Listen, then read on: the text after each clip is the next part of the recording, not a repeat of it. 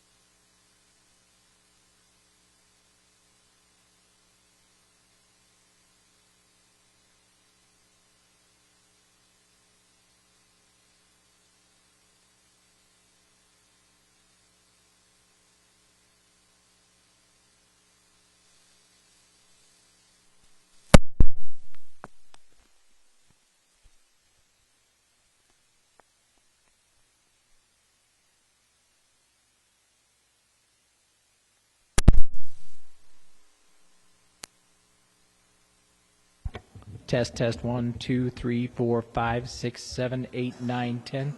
Test, test, test, 1, 2, 3, 4, 5, 6, 7, 8, 10.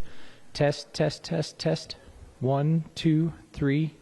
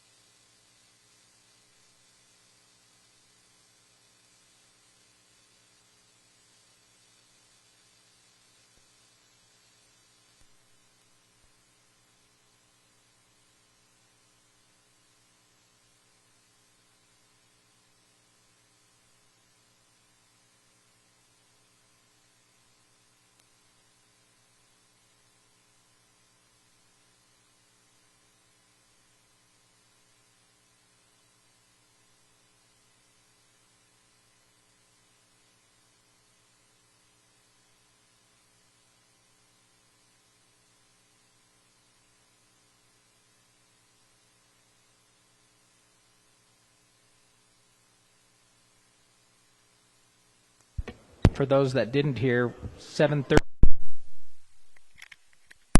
possibly more.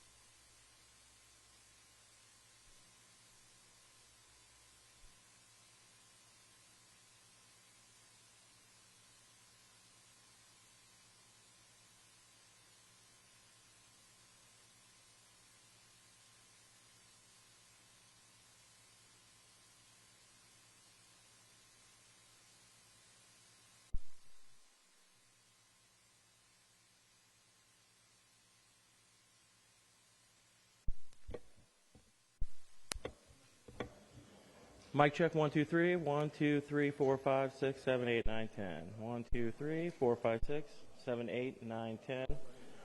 1, 2, 3, 4, 5, 6, 7, 8, 9, 10. Mic check, 1, 2, 3. 4, 5, 6, 7, 8, 9, 10. Good with that? 1, 2, 3, 4, 5, 6, 7, 8, 9, 10. 1, 2, 3, 4, 5, 6, 7, 8, 9, 10. Everybody good? Keep going. 1, 2, 3, 4, 5, 6, 7, 8, 9, 10. 1, 2, 3, 4, 5, 6, 7, 8, 9, 10. Check 1, check 2, check 3, 4, 5, 6, 7, 8, 9, 10. And it's for you guys coming in, 7:30 is the earliest start time for this now, so you guys are all aware. We good? Everybody? We'll do another check in about 15. Keep going. 1, 2, 3, 4, 5, 6, 7, 8, 9, 10, 11, 12. 1, 2, 3, 4, 5, 6, 7, 8, 9, 10. 1, 2.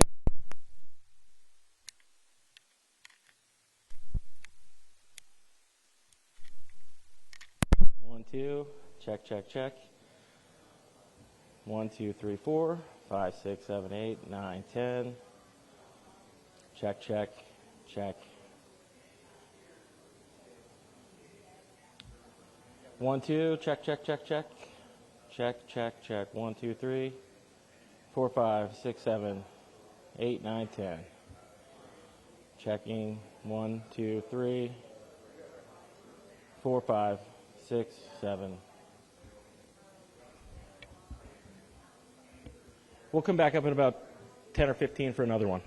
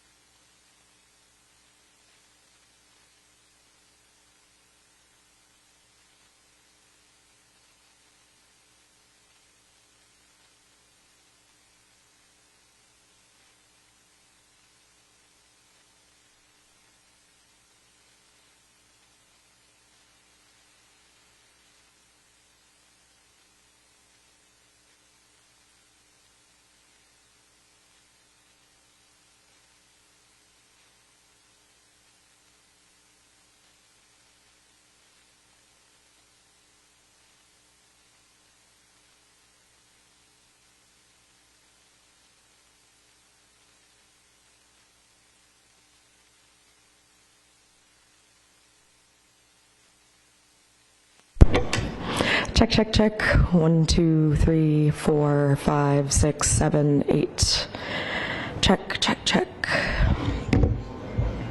1, 2, 3, 4, 5, 6, 7, 8, 9, 10.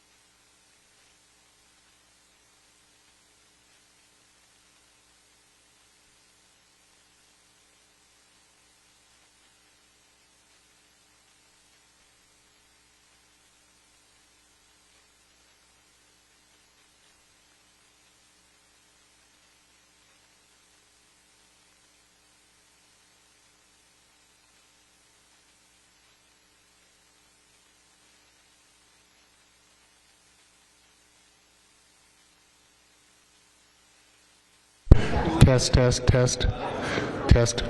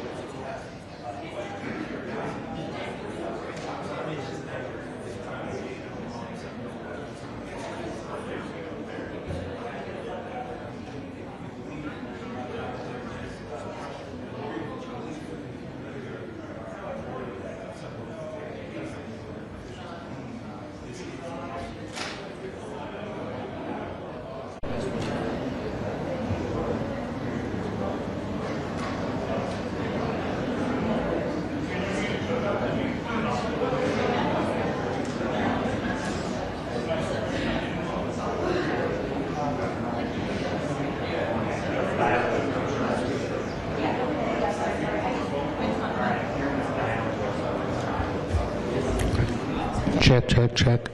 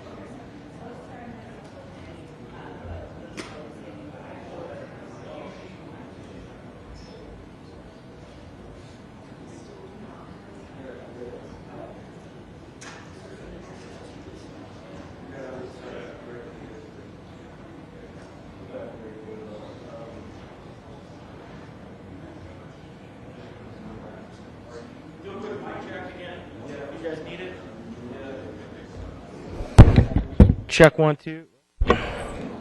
Check 1 2. Check mic check 1 2 3 4 5 6 7 8 9 10. 1 2 3 4 5 6. We're hoping to get at least a 3-minute warning when they start walking, but we haven't got that yet. So 1 2 3 4 5 6 7. Everybody good?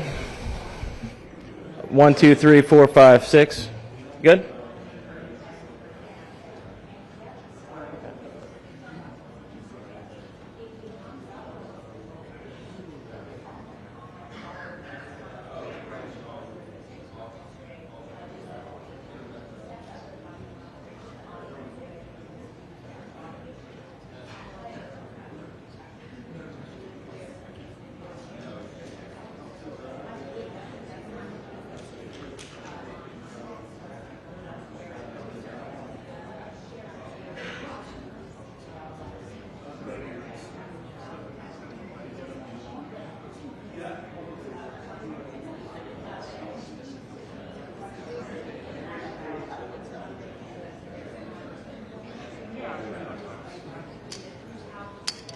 You're right.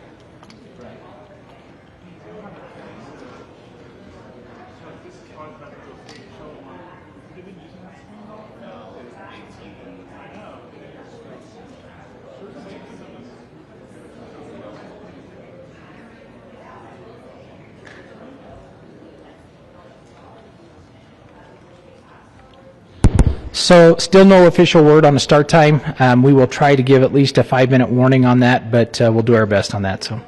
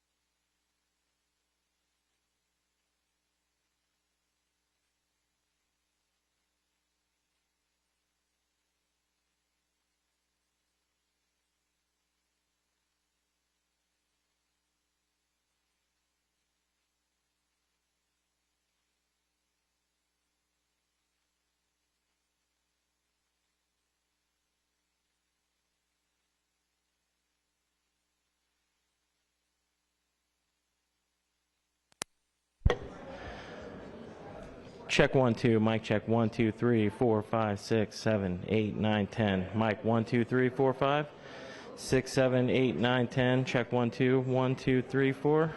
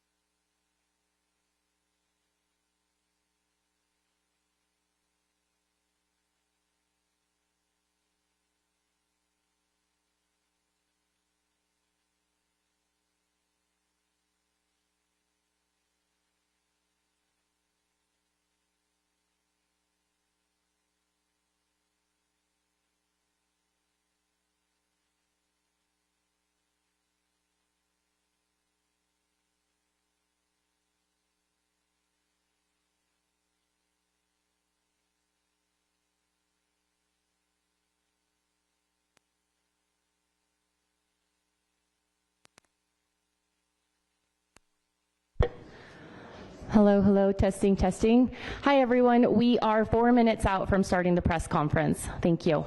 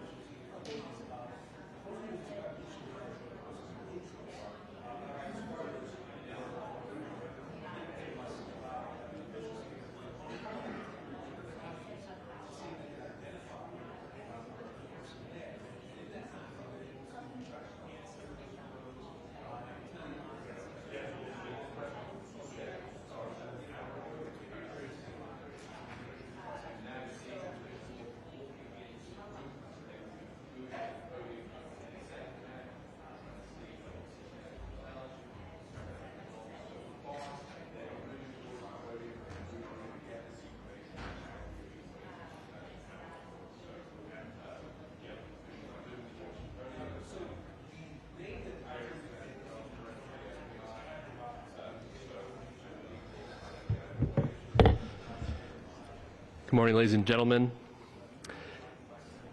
At today's press conference, we will hear from Governor Cox, FBI Director Kash Patel, and Sheriff Mike Smith. We also have with us Utah DPS Commissioner Bo Mason, Lieutenant Governor Deidre Henderson, FBI Special Agent in Charge Robert Bowles, and local and federal law enforcement partners. Following the remarks today, Governor Cox, Director Patel, and Commissioner Mason will take questions. Thank you.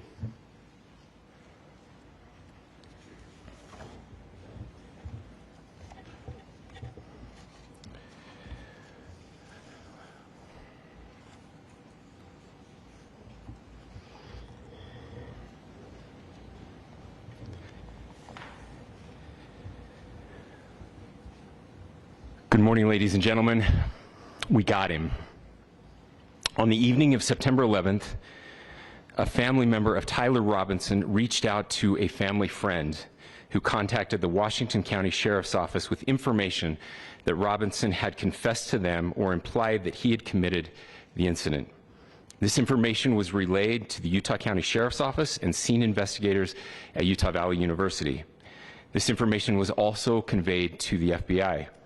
Investigators reviewed additional video footage from UVU surveillance and identified Robinson arriving on UVU campus in a gray Dodge Challenger at approximately 8:29 a.m. on September 10th, in which he is observed on video in a plain maroon t-shirt, light-colored shorts, a black hat with a white logo, and light-colored shoes. When encountered in person by investigators in Washington County on September 12th in the early morning hours, Robinson was observed in consistent clothing with those surveillance images. Investigators interviewed a family member of Robinson who stated that Robinson had become more political in recent years. The family member referenced a recent incident in which Robinson came to dinner prior to September 10th, and in the conversation with another family member, Robinson mentioned Charlie Kirk was coming to UVU.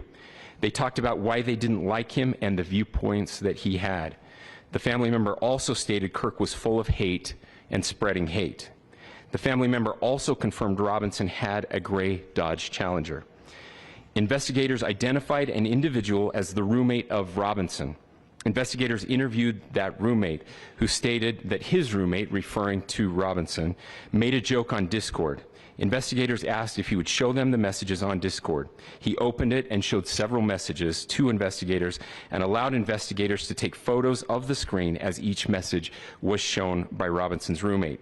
These photos consisted of various messages, including content of messages between the phone contact named Tyler with an emoji icon and Robinson's roommate's device. The content of these messages included messages affiliated with the contact Tyler, stating a need to retrieve a rifle from a drop point, leaving the rifle in a bush, messages related to visually watching the area where a rifle was left, and a message referring to having left the rifle wrapped in a towel. The messages also refer to engraving bullets and a mention of a scope and the rifle being unique. Messages from the contact Tyler also mentioned that he had changed outfits. I know there has been speculation as well as to the writing on those casings, those bullet casings, and I believe we have that as well, and I will share that with you now. So the area north of Campus Drive Road where the suspect crossed over, you saw some of that in the video that we released last night, consists of a grassy area with trees on the edge of the UVU campus. Investigators discovered a bolt-action rifle wrapped in a dark-colored towel. The rifle was determined to be a Mauser Model 98 30-06 caliber bolt-action rifle. The rifle had a scope mounted on top of it. Investigators noted inscriptions that had been engraved on casings found with the rifle. Inscriptions on a fired casing read, "Notices, bulges, capital OWO, what's this, question mark." Inscriptions on the 3 unfired casings read, "Hey fascist, exclamation point, catch, exclamation point." up arrow symbol, right arrow and symbol, and 3 down arrow symbols. A second unfired casing read, "Oh Bella Chow, Bella Chow, Bella Chow, Chow Chow," and a third unfired casing read, "If you read this, you are gay, LMAO." We are indebted to law enforcement across the state who has worked seamlessly together, local law enforcement, state law enforcement, and our federal partners with the Federal Bureau of Investigation. We're grateful for everyone who worked together in such a short amount of time to find this person and to bring justice. I want to thank the public who has been so engaged, reviewing videos, helping us with sending in tips, and helping us get to this point. I want to thank the family members of Tyler Robinson who did the right thing in this case and were able to bring him into to law enforcement as well. I especially want to thank the family of Charlie Kirk, Erica, Charlie's parents, his children. I want us to be thinking of them as we bring justice in this case. They will be involved in that justice. We will be working very closely with them as we move through this process as well. This is a very sad day for our country, a terrible day for the state of Utah, but I'm grateful that at this moment we have an opportunity to bring closure to this very dark chapter in our nation's history. With that, I will now turn the microphone over to the Director of the FBI, Kash Patel. Thank you, Governor. This is what happens when you let good cops be cops. The FBI and our partners are proud to stand here today together to bring justice to the family of Charlie Kirk and honor his memory. I want to express my deep gratitude to President Trump, the Vice President, and the entire White House who have been so incredibly supportive with both resources and just personally to the FBI as a team. They had our backs the entire way, and I just want to express my gratitude for giving us the resources we need to operate in this space to bring this sort of justice at this sort of speed. In 33 hours, we have made historic progress for Charlie. Governor Cox, our partnership has been absolutely incredible these last few days. Our partnership will endure. Your state and local partners, your sheriffs, your DPS community has been unbelievably impressive in the hardest of times. And a case like this cannot be solved, cannot be brought without partnering with your state and local authorities. The FBI has a certain role to play, and we will play that role, and we will lead out for the federal government. But Governor Cox, we are so grateful for your state partnership that led out on this investigation. A little bit of the timeline. Charlie was shot at 12:23 p.m. on Wednesday. The first FBI agents arrived on scene in 16 minutes with chiefs of police at 12:39 and secured the scene. The FBI immediately launched fixed-wing assets. We utilized these assets to transport personnel, specialty technicians, hostage rescue teams. We also utilized these assets to go back and forth from the East Coast and here in Utah to transport forensic evidence and other evidence that will be analyzed and is being analyzed at our FBI laboratories in Quantico and other laboratories, including the ATF. At my direction, the FBI released the first set of FBI photos of the suspect at 10 a.m. local time on 9/11. Then, shortly thereafter, the FBI reward of $100,000 was released at 10:45 a.m. local. Myself and Deputy Director Bongino arrived on the scene at approximately 5:30 p.m. on 9/11. The governor led a press conference last night at approximately 8 p.m. where at my direction the FBI released a never-before-seen video of the suspect. We also released new images to the public of the suspect. And just last night, the suspect was taken into custody at 10 p.m. local time. In less than 36 hours, 33 to be precise, thanks to the full weight of the federal government and leading out with the partners here in the state of Utah and Governor Cox, the suspect was apprehended in a historic time period. And I want to highlight what Governor Cox said. This would not have been possible without you, the media, and you, the public. That's why we went so public, so fast, and we're so transparent, and we're committed to that transparency. The crime scene, just a little bit there. It is a large crime scene. State and local authorities, along with federal authorities, processed that crime scene quickly. And I even had the ability to walk through that crime scene and walk through the steps the suspect took to learn more about what was needed and what resources we needed to bear to create a full picture for the FBI and leadership back in Washington. Furthermore, thankfully to state and local partners, forensic evidence has been seized and continues to be garnered. Forensic evidence has already been evaluated at FBI laboratories in Quantico and state and local authorities here. We will continue to process evidence as we see it, as we collect it, and we will continue to deliver to Governor Cox and his team. Last night, we had a total of approximately 7,000 leads. As of this morning, thanks to your great work, we have over 11,000 leads that were called in to the FBI, and we are running out every single lead that we can. Every one of those leads will be run out. The arrest is a testament to the dedication of good law enforcement being great, and partnerships in law enforcement, which I've tried to highlight as my tenure as the director of the FBI. There is no better relationship for law enforcement than the FBI to partner with state and local authorities, and you've seen it here in these last few days. The FBI Salt Lake field office, along with our offices in LA, Phoenix, Denver, San Antonio, Las Vegas, Pittsburgh, Buffalo, our headquarters component in Quantico, all participate in the FBI. I want to express my deep gratitude to the employees of the FBI, the men and women, the evidence response team tacticians, the special operators, the agents, the support staff. You have done monumental work in historic time when the public, who had a right to demand such an expeditious solving of an investigation, the FBI answered that call diligently, critically important to our nation, and we delivered. And I'm proud to be their leader, and I'm proud to be the director of the FBI.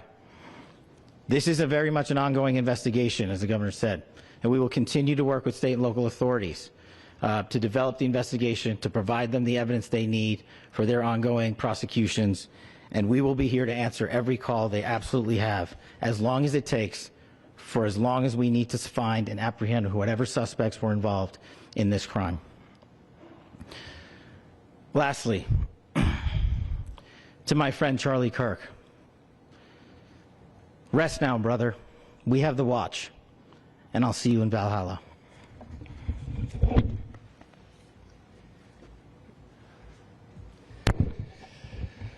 Thank you, and good morning.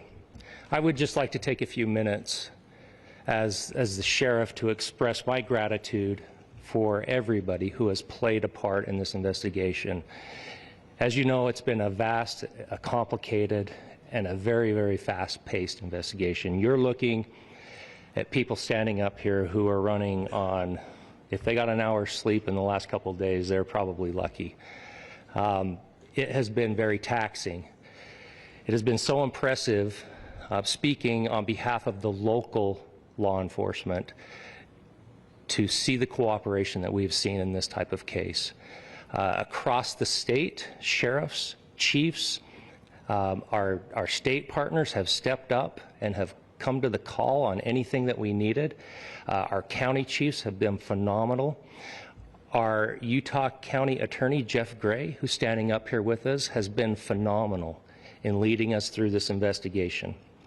I would like to thank the federal government for their resources, their assets. Our local team here, our FBI team, has been extraordinary in helping us work through this and bring this person to justice. Most of all, I would like to thank the public, and specifically, I would like to thank the public who turned to prayers and who turned to positiveness for us. I would like to thank them on behalf of the law enforcement community, because we needed those prayers. That's what we needed to get through this. We needed your support, and you gave it to us. We needed your patience, and you gave it to us. And I would like to thank you for the Kirk family, because that's what they need, is your support and your prayers, and that will get us through all of this. So thank you everybody for everybody that have stepped up. We've had such a phenomenal response to this. Thank you.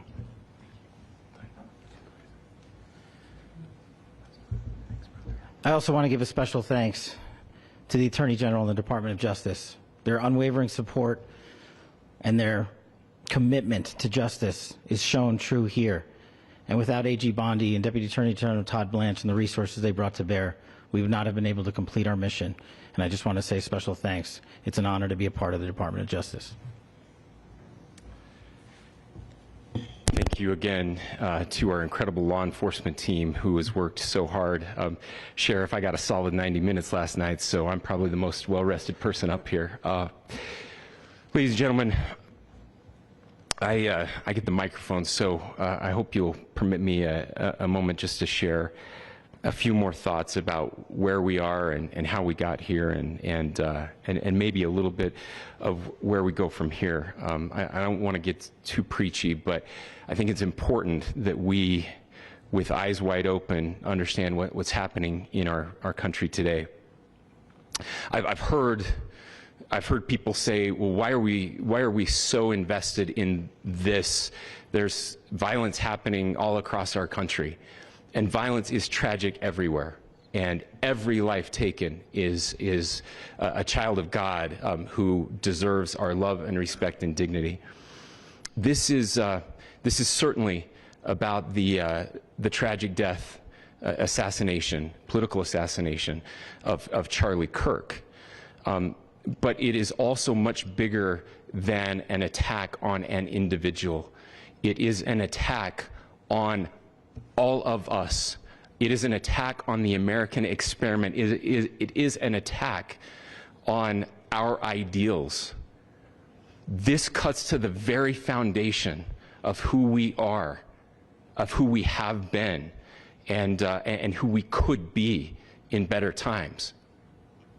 Political violence is different than any other type of violence for lots of different reasons. One, because in the very act that Charlie championed of expression, that freedom of expression that is enshrined in our founding documents, in having his life taken in that very act, makes it more difficult for people to feel like they can share their ideas, that they can speak freely.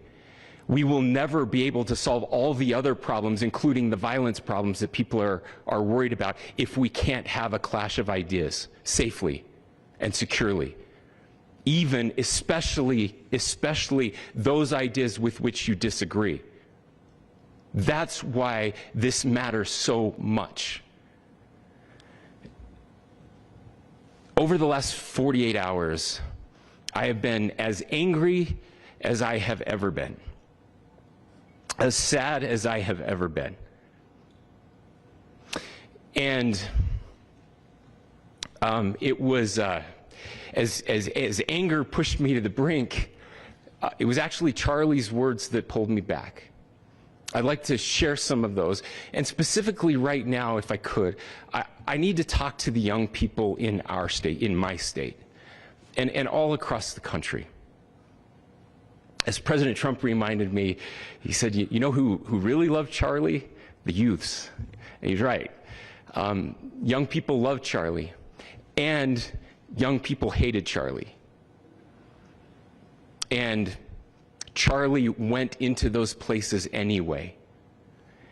And these are the words that have helped me. Charlie said, when people stop talking, that's when you get violence. He said, the weak can never forgive. Forgiveness is the attribute of the strong. The only way out of the labyrinth of suffering is to forgive. Welcome without judgment, love without condition, forgive without limit. He said, always forgive your enemies. Nothing annoys them so much. A few months ago, I referenced this last night, Charlie posted to social media, when things are moving very fast and people are losing their minds, it's important to stay grounded.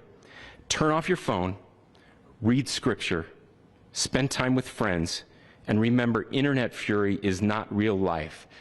It's going to be okay. He again said, when you stop having a human connection with someone you disagree with, it becomes a lot easier to commit violence. He said, what we as a culture have to get back to is being able to have a reasonable agreement, where violence is not an option. Now, again, to my young friends out there, you are inheriting a country where politics feels like rage. It feels like rage is the only option. But through those words, we have a reminder that we can choose a different path. Your generation has an opportunity to build a culture that is very different than what we are suffering through right now. Not by pretending differences don't matter, but by embracing our differences and having those hard conversations. I think we need more moral clarity right now. I hear all the time that words are violence. Words are not violence. Violence is violence. And there is one person responsible for what happened here. And that person is now in custody and will be charged soon and will be held accountable. And yet, all of us have an opportunity right now to do something different. I want to thank my fellow Utahns. You know, this bad stuff happens. For 33 hours, I was praying that if this had to happen here, that it wouldn't be one of us. That somebody drove from another state, somebody came from another country. Sadly, that prayer was not answered the way I had hoped for, just because I thought it would make it easier on us if we could just say, hey, we don't do that here. And indeed, Utah is a special place. We lead the nation in charitable giving. We lead the nation in service every year. But it did happen here. And it was one of us. But I want you to look at how Utahns reacted the last 2 nights. There was no rioting. There was no looting. There were no cars set on fire. There was no violence. There were vigils and prayers and people coming together to share the humanity. And that, ladies and gentlemen, I believe is the answer to this. We can return violence with violence. We can return hate with hate. And that's the problem with political violence, is it metastasizes. Because we can always point the finger at the other side. And at some point, we have to find an off-ramp, or it's going to get much, much worse. But see, these are choices that we can make. History will dictate if this is a turning point for our country. But every single one of us gets to choose right now if this is a turning point for us. We get to make decisions. We have our agency. And I desperately call on every American, Republican, Democrat, liberal, progressive, conservative, MAGA, all of us to please, please, please follow what Charlie taught me. I'll just conclude with words I share often from a friend and author, Yuval Levin, who was asked if he was optimistic about our country. And he said, I'm not optimistic. He said, I hate optimism. Like, that sounds bad. But he said, optimism is a vice. It's this idea that good things are just going to happen. And he said, in the history of the world, good things have never just happened. He says, I'm not optimistic, but I am hopeful. And hope is the virtue that sits between the vices of optimism and pessimism. Hope is the idea that good things are going to happen because we can make them so. I still believe in our country.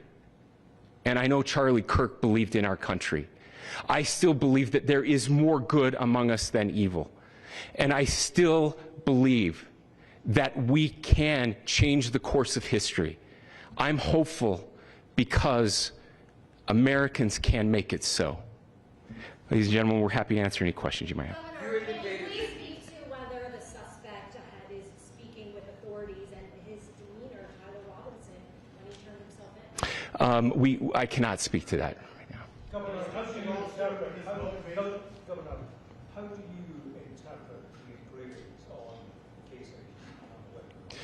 Well, I will leave that up to you to interpret what those engravings mean. I think the clearest one that says "catch fascist," there's not, and by the way, that's like catch like a ball, catch this. That's I think that speaks for itself. Governor, you indicated that he had been communicating. Please. You talked about this level of hatred that this person expressed in the dinner. Beyond that, is there anything in your view that you discovered that may have radicalized or changed him to prompt him to commit such a horrific? There's nothing more that we can share at this time. Governor, you indicated that he had been communicating with a friend on Discord about the gun. Do you anticipate any more arrests? We do not at this time have any information that would lead to any additional arrests. Do you believe he acted alone? Yes, but the investigation is ongoing. How he came into custody of police and where he is right now? Yes, so right now, Mr. Robinson has been booked into the Utah County Jail. You heard the president this morning report that he was taken into custody, that his family and a friend helped to deliver him into custody of law enforcement in Washington County. For those of you that don't know where Washington County is, it is the southwesternmost part of the state of Utah. It's about a 3.5 to 4 hour drive from here, where we are right now, and that's where he lived and where they turned him in. Please, I'll go here. I can't share any more than what I've already shared. Yeah.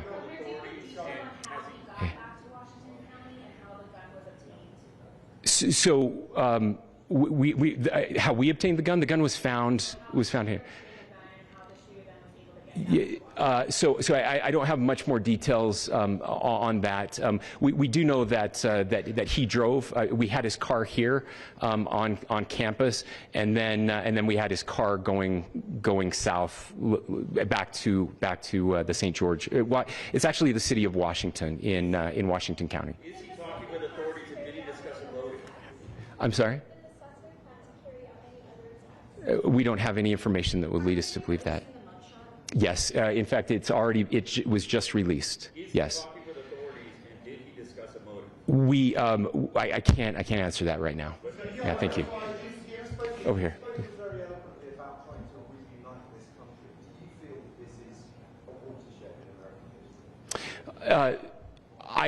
I absolutely believe that this is a watershed in American history. Yes. The question is, what kind of watershed? And that chapter remains to be written. Is this the end of a dark chapter in our history, or the beginning of a darker chapter in our history? Look, I mean, if you look at true political assassinations in this country of someone of this stature, this feels a lot like the late 60s, and having one so gruesomely displayed on camera in all of our hands and in all of our pockets. We are not wired as human beings biologically, historically. We have not evolved in a way that we are capable of processing those types of violent imagery. And by the way, we've seen another one with a gruesome stabbing very recently that went viral. This is not good for us. It is not good to consume. Social media is a cancer on our society right now. And I would encourage, again, people to log off, turn off, touch grass, hug a family member, go out and do good in your community.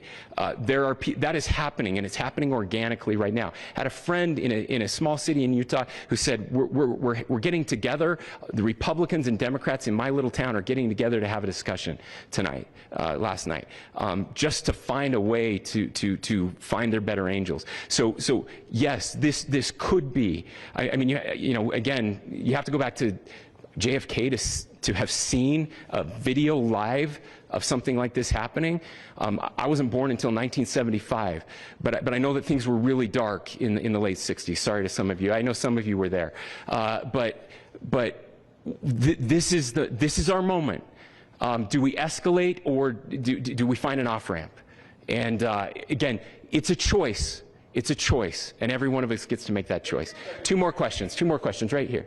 Could we clarify that the release of those enhanced images at 8 p.m., the timeline that Director Patel gave us, led to the arrest at 10 p.m.? Is there a direct connection between those two events? I cannot comment if there is a direct connection or not, but all I can say is that that through some process, the family came to know that this had happened. One more thing, Governor. Could you just clarify the clothing issue you mentioned earlier? Was he changing outfits? Correct. Yes, yes. So when he's first spotted on campus, he has different clothing on, and then he changes clothing on the roof, and then changed back into that clothing at some point, so that when he was apprehended, when he was arrested, the clothing matched the clothing he had on before the shooting here at UVU. Last question here. Yes. Suspect was freshly caught. Can you kind of tell us a little bit more about where, and was he a student here at the scene of the shooting, and is there any history of mental illness? Yeah. So I don't have any information on the mental illness part. He was not a student here at UVU. He was living and had lived for a long time with his family in Washington County, in the southernmost part of our state. Thank you, everyone, for your great work in getting this information out. I will just say, process-wise, this may be important. I know many of you aren't familiar with the process in Utah. I think it's important that you understand that. Basically, we have 3 days for charging documents to be filed. A CI will be filed. We'll have more information then, more detailed information, as those charging documents are filed in preparation for a preliminary hearing. So 3 days. So we would anticipate then that early next week those charging documents will be filed. We will obviously be working. The county attorney will be working very closely with Mr. Kirk's family as those documents and decisions are prepared and made. Thanks, everyone.